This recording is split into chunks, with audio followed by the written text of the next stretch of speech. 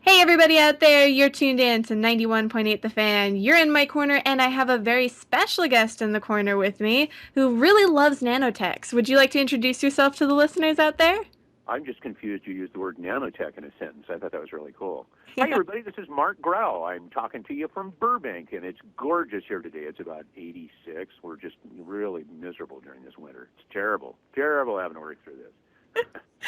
Actually, you probably have better weather than I do. I'm in Las Vegas, Nevada, and we've actually had really, really cold weather, and we even had snow this year. Yeah, that'll keep everybody out of the casinos, huh?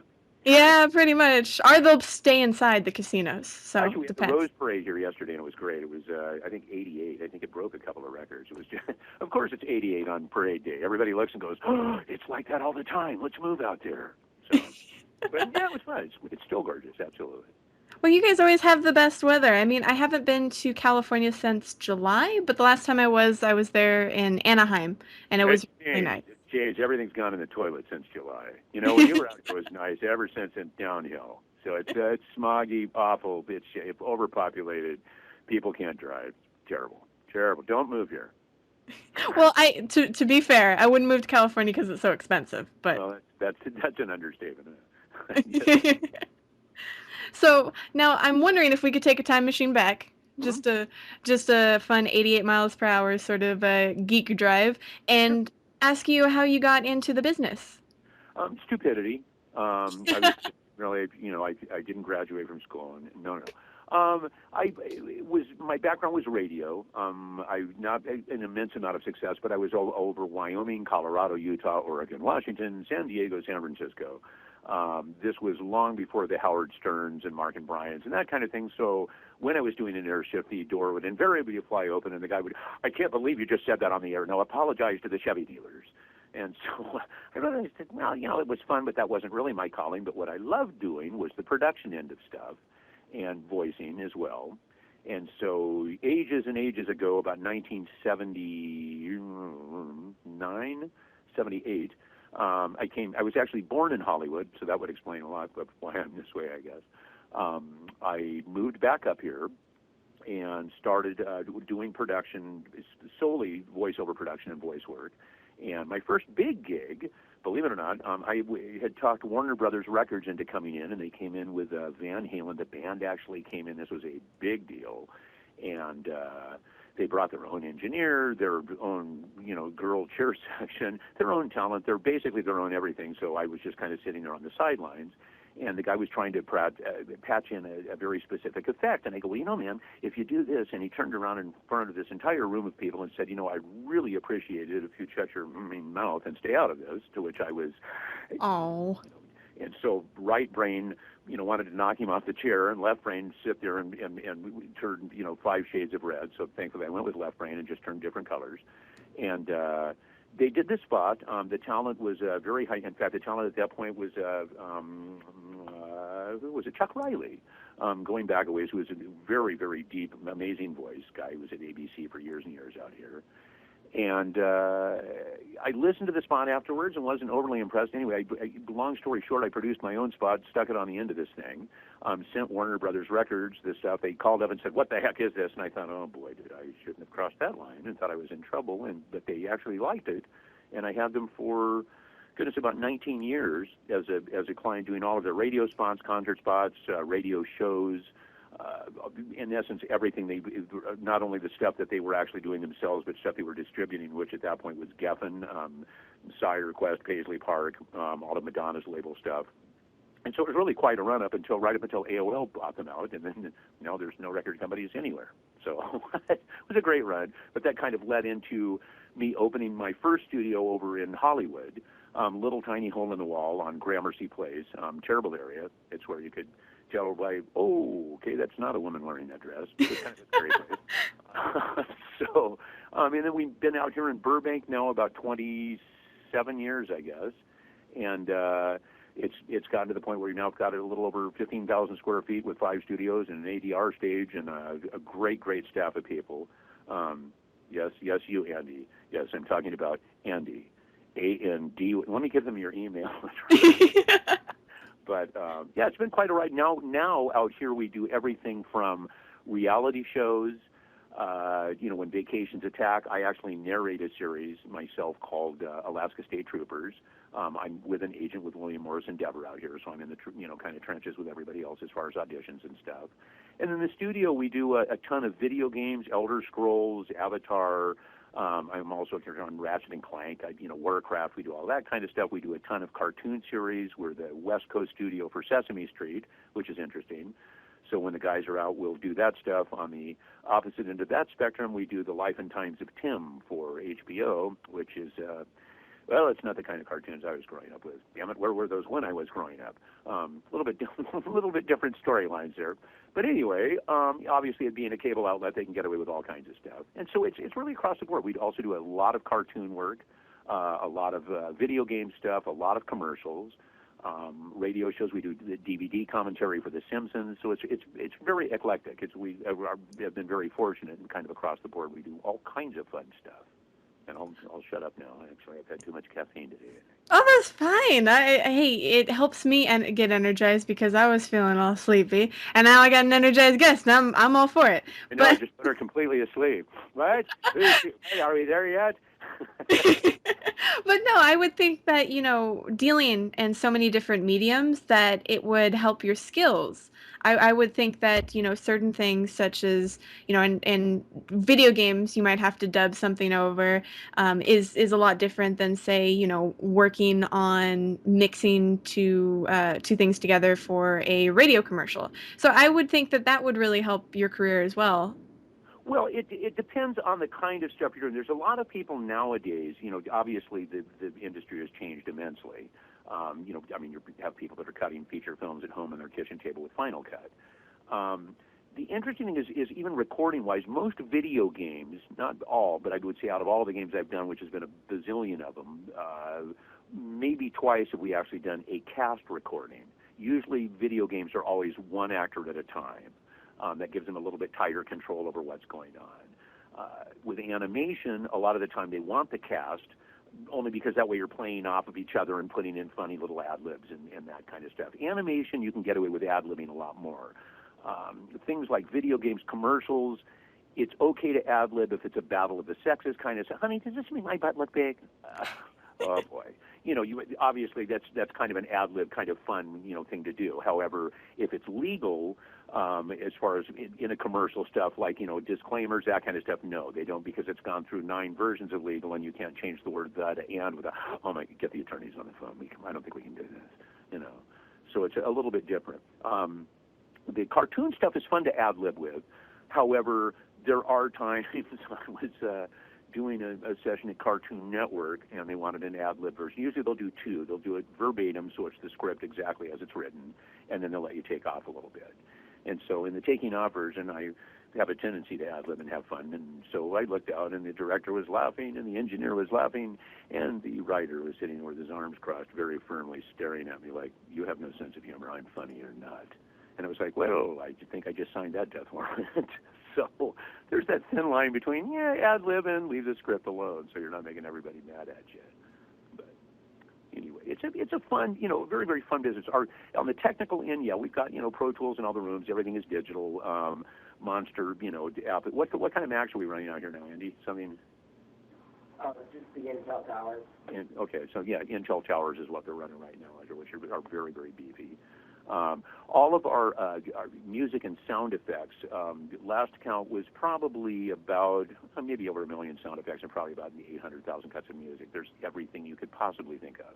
So you can call all that out in the studios, which is kind of fun. It's like you can bring up doors. I want scary doors. I want big scary doors. I want wooden scary doors, and you'll be able to call that out in mix. So it's a lot of fun when you actually get in production mode because there's a lot of stuff we can do with that, which is kind of fun. Same thing with microphones, although we've got a huge selection, so we can kind of give anybody what they want. When we're doing, say, dialogue, we do a lot of movies that we lovingly call the vagina logs for Lifetime, Oxygen, Hallmark Channel. Need I say more? I think we just finished Kiss at Pine Lake, and before that it was Notes from the Heart. So there's parts of your anatomy that shrink just saying that. There's no car chases in these movies. Anyway, so in a case like that, we actually may use a 416, which is a shotgun mic, back it off a little bit as you would do like on a production thing, but also mic with a lavalier as well. So that way it covers everything. and we do the gambit here. We've done a lot of feature work, a lot of that kind of stuff. So it's just dependent on what they want. That's what we will give them, hopefully. Now, one thing that you mentioned is you talked about video games, and I've heard through the past, 2 years that the video game market in voiceover in Los Angeles and California has grown exponentially. Would you Yeah, agree? absolutely, it's huge. They're actually spending money now about the same as what they used to spend on independent films. It's not unusual to see them spend millions of dollars on big video games. And if you have a really, really large franchise that's done well, like Warcraft, those kind of games. I mean, they go all out. It's amazing. I can't tell you how many. The running gag is everything I play is either dead or mutated, or I'm an orc or a troll. In fact, we were laughing the other day. When did all trolls become Cockney? Why couldn't he be from the Bronx, and talking like this? But no, they've got to have that guttural thing, So who knows? Somebody decided that somewhere. But yeah, budget-wise, definitely on video games have gotten much, much, much bigger, and they're using a lot more very prolific, well-known actors on stuff now too. Because actors are even going, gee, it sounds like it might be fun. Where it used to be, I would not do a video game. I'm a thespian. How dare you? So now, yeah, you'll find them doing across the board, doing a lot more stuff like that. Now, are video games very difficult because a lot of video games have the death sounds and the grunts and the reaction sounds, so I would assume that that might be taxing on your voice. If a director is nice to you and good, they will normally let you do that at the end of the session. That can be, in fact, a great example of that is last Christmas, I actually hemorrhaged a vocal cord, which I had never done before. It scared me to death. And the only thing you can do in that case, I was doing a death screens, you have complete silence for 2 weeks. You can't even whisper. And what made it even worse is my writing is atrocious. So, of course, I would have my little, pad of paper and write down, and I would hold it up to somebody, and they'd go, "Sling that," and it's like, you're like, no. You want to say, no, this is what I'm trying to say, but you can't talk. It can be, it depending on the style of game. Some of the games, here's what's interesting. If it's a rated E for everyone, like a Wii-style game, it's going to be much sweeter, cuter, and endearing kind of a thing. Rated T for teen, you'll get a little grittier. If you get rated M for mature, then is when you go into all the stuff that's a lot grittier, that's mother this, mother that. Oh, how everyone loves their mothers. Anyway, so it's kind of interesting. All of the dialogue changes, and so do the things themselves. A lot of war games are screaming, and they'll want stuff where, here I need a death scream at very, very close proximity. Further away, now I want you to sound as if he's falling off, a 5-story building. Now give me 10 stories. Now give me 50 stories. Now give me, so by the time you come out, you're just doing that. Yeah, thanks, guys. That was great. It's very funny. Years and years ago, I did what I think many video game guys refer to as probably the worst game ever, called Hotel Mario, in which I played, what did I do, Luigi, and who else? How do I remember? And Mario. Yeah, so thank you. Yes, well, it was Luigi, Mario, and Bowser. That was it. And so evidently they've taken these cut scenes from this thing and used the audio, and they've cut it up and made some really, actually very, very funny and some very perverted, but still very funny, kind of cut scenes. And so it's kind of wonderful that thing has now caught this entire new wind, because I think I did that back in, I don't know, 1986 or something. I don't even remember. Yeah, I'm pretty sure the CDI came out in the early 1980s. I think you're right around the right area. Oh, see, so you did know about that. Yeah, the CDI. Yeah, I know about it because I saw someone review the game and they they call the game terrible. But Oh yeah. In fact, I posted a thing on my Facebook site saying it was. I get that warm, fuzzy feeling knowing that I did the voices in one of the worst games ever. But what the heck? Great career move. well, on the plus side, well, maybe it's not a plus side, but not many people I know of had the CDI. Oh no, I'm sure. I was actually quite surprised that anybody knew of the game at all. I was like, "What? You're kidding?" I get people that want to do an interview from London going, "Well, now, when you were doing cutscene number 33, it's like I have no idea. I sat in a room and read the script, and I'm an idiot." Who knew? Well, I think with the popularity of video games, a lot of people are really valuing, older video games, kind of like people value older movies or silent movies. I'm actually one of those people. I have like the Super Nintendo system, from when I was a kid, and a ColecoVision. There's rules, man. Well, I still play the new stuff, but I appreciate the old stuff for what it was. Well, it's interesting how certain things click, and they will. I did a game, I don't know quite what, called Gun, that was a huge one, and this Ratchet and Clank is a pretty big franchise, and I played a character on that called Mr. Zircon, and I don't know why they catch on, and then you find it's like, what, they have all these quotes on the internet from Mr. Zircon, and it's like, you do realize that this is a video game and this is not a real character, right? It's just kind of a funny robot, but who knows, So I guess if people are playing it and they're having fun and they're buying it, then they keep bringing me back, so I guess that's good. Well, I have to say, sometimes I try and look up on the internet for like just the clean sound clips of Mr. Zircon. That way I can put it on my phone.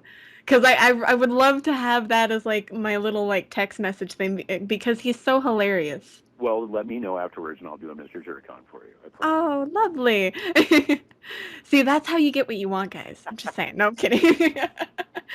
But, have you been approached by other fans out there, any other games that have, really resonated with the gamers or the fans?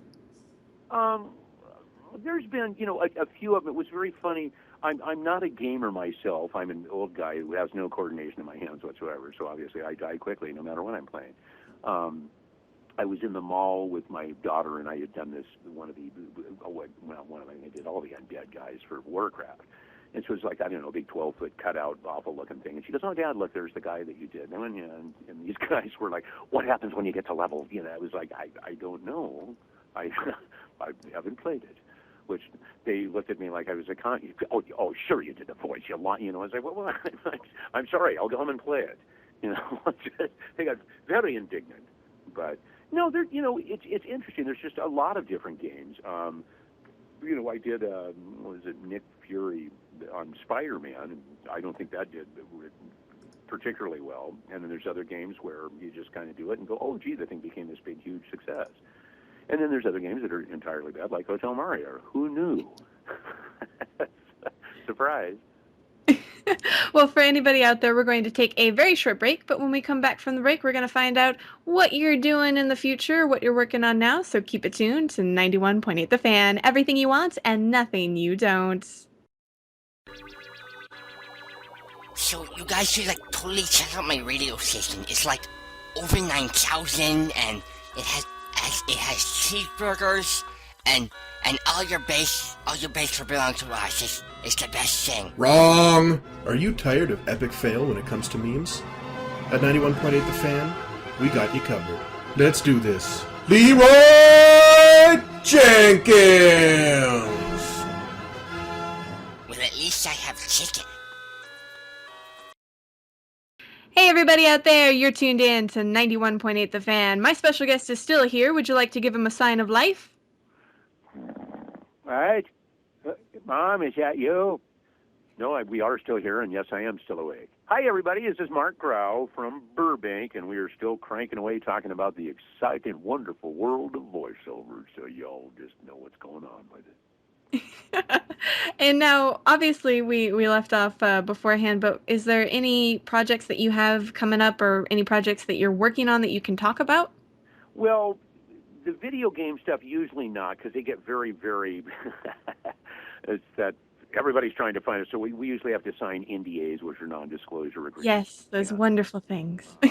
But no, we just finished actually a very, very large World War II game that's all about Pearl Harbor. And we had, oh gracious, this thing went on and on and on and on for weeks and weeks and weeks. We actually cast for it.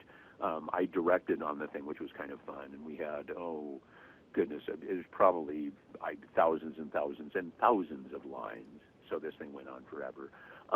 No, it's just a lot of different, kinds of fun things. We've got a couple of interesting, movies coming up, some neat animation stuff that we're working on now as far as casting for that also. It's interesting in that because we are in Burbank, we are very, very close. We've got Disney right down the street, of course. NBC is here, but we've also got DreamWorks has their outlet here, and then you've got Cartoon Network and Nickelodeon. Both their headquarters are here. So we stay very, very busy across the board. doing, again, everything from the very, very sweet, endearing kind of stuff that you'd hear on the Disney Channel to stuff that's much, much darker. We do like Venture Brothers for Adult Swim, that kind of stuff. So it's very interesting.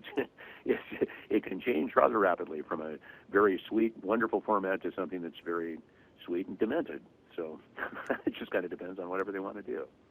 Hey, at least there's variety. Oh yeah, that keeps us on our toes too. Which it's a lot of fun. It's been an amazing ride. It's not unusual at all to have Rob Paulson, Mark Hamill, Jess, all these guys in here in one day, and then in here you might have Jack Nicholson doing a DVD commentary in one of the rooms. So you walk down the hallways, and it's a very odd place.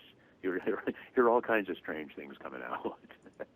Now, I'm curious because for geekdom out there, there's a convention circuit. Have you gotten a chance to ever go to any conventions or anything like that?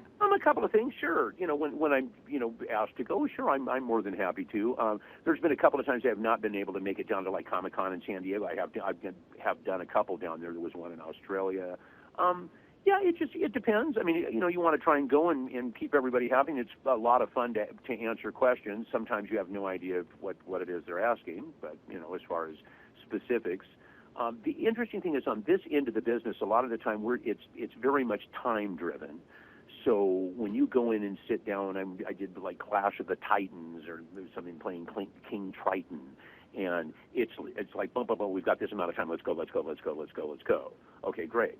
When I did this, there was a cartoon series called Avatar, Airbender, and in that series they take their time a little bit more, so you can kind of go over the script and have fun, and the cast has a great time kind of playing around a little bit and stuff. The camaraderie in this business is really exceptional.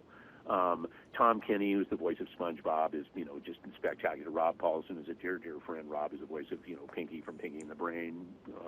Mr. Opportunity on the Honda Spots, on and on. He also plays oh goodness, you name it, Rob's on it basically.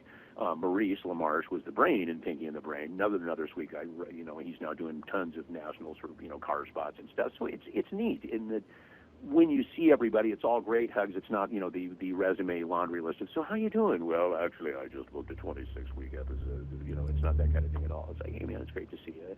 In fact, I was just back in New York at the beginning of December and ran into Rob Paulson. Actually, Rob was doing a workshop at a hotel, and I kind of broke into it and was, what the hell is this? Don't believe anything he said.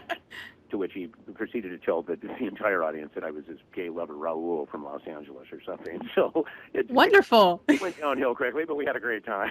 So that's, and that's basically the kind of jokes. It's a sick, demented industry, but it's a lot of fun. I mean, honestly, I wouldn't trade it for $1 million. Seriously, this is all I've ever done. It's a lot of fun. We're the old guys on the block here in LA now, so it's kind of fun.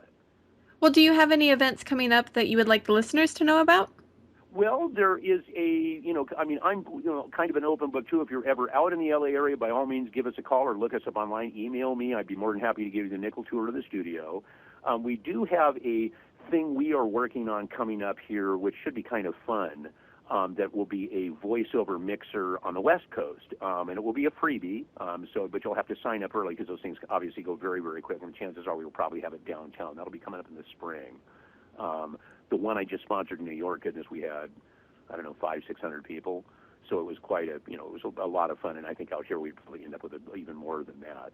So it's a ball. It's just, it's basically just getting a group of crazies together and just having fun and enjoying the ride. And all of us that actually do this for a living realize we're very blessed to be doing this. You're sitting in a room making an idiot of yourself and getting paid for it. So how difficult could it be?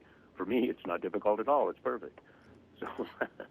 So they can find updated information on your website, correct? Oh, sure. Absolutely. And we also have a newsletter that goes out if you want to sign up for that. That just keeps you abreast of all the kind of things that are going on, things, that we're casting for that are coming up, projects that we're in the middle of, stuff that we've completed, all that kind of stuff. So, sure. Absolutely. We are kind of an open book. It could be kind of a short story, boring book, but hey, we're an open book. So, absolutely. I don't know how it could be a short book. You said you've been around for over 2 decades. Oh yeah, well it's actually coming up on 3. So yeah, we've got it's really fun. I mean the ride here has been really, really staggering. We've had everything from Charlton Heston, who used to come in here and do all of his biblical CD-ROMs, and this is a very funny, no exaggeration. Charlton felt so comfortable here he would come in his robe and slippers, and he'd just kind of hang out in the back, very affable, a sweet man, very funny. We've got a couple of wonderful outtakes of him. But, so you've got that kind of crowd coming in. Joe Mantegna is a good friend who comes in a lot. Ed Asner. I mean, all of these guys, it's wonderful. There's just that great camaraderie. And then you'll have things that are much straighter-laced documentaries. We've done some very hard-hitting, those style of things. Again, the DVD commentary is fun, a lot of commercial work. So it's just that promos, trailers, all of that. Don LaFontaine used to be a fixture all the time, and even when there was ISDN stuff coming in, we still would work with Don probably 4 or 5 times a week before he passed away. So it's just it really is a lot of fun and very, very diverse. You never know what you're going to be doing from day to day, and I think that's the neatest thing of all is that it is a very, very diverse. We do everything from Microsoft tutorials to podcasts for doctors in Chicago to stuff for NBC to big movie trailer stuff to again nationals for Taco Bell, all of that kind of stuff. It's across the board, so it's a lot of fun. Just kind of enjoy the ride. Now, since we're nearing the end of this interview, I was curious if you'd be willing to participate in a 91.8 The Fan tradition. How long is this survey? I was happy with my service today. And what's the limit on that credit card if I fill this out? No, I'm kidding. It's almost that difficult, but not quite. Depends. Oh, of course. Whatever you need, I'm there. Whatever you want me to do. We ask all of our. I am a slut. Oh my God. Okay. We ask all of our guests if they'd be willing to do a radio bump for us. Well, of course. Awesome. The only trick is that we do it live on air, so if you do mess up, everybody hears it. Okay. I'm precious now. Andy, can you play back Hooked on Phonics for me? Okay, I'll be all right. We're wondering if you could just say, hello, my name is, you insert your name, I do this. You can insert characters or aspects of your job, whatever you want to there. You can get as creative as you want. And you're tuned into 91.8 The Fan.